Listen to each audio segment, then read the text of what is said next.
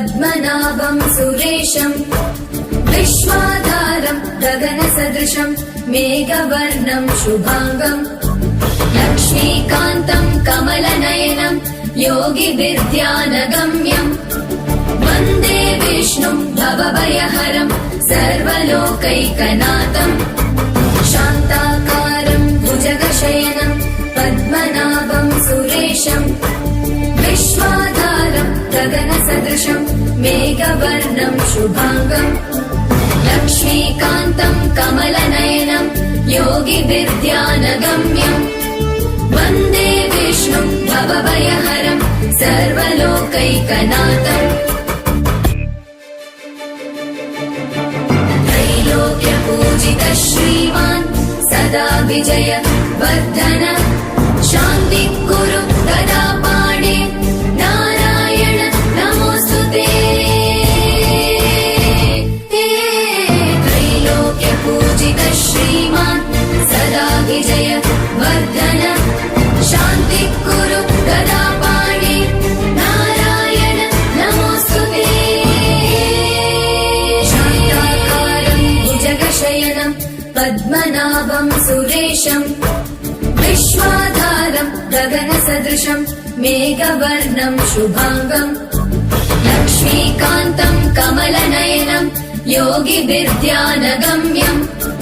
वन्दे विष्णुं भवभयहरं सर्वलोकैकनाथं शान्ताकारं भुजगशयनं पद्मनाभं सुरेशं विश्वाधारं गगनसदृशं मेघवर्णं शुभांगं लक्ष्मीकान्तं कमलनयनं योगिविद्यानगम्यं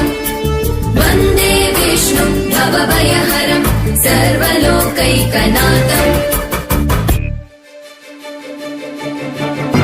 त्रैलोक्यपूजित श्रीमान् सदा विजय वर्धन शान्तिः गदा पाणे नारायण नमोऽस्तुते त्रैलोक्यपूजित श्रीमान् सदा विजय वर्धन शान्तिः गदा पाणे नारायण नमोऽस्तुते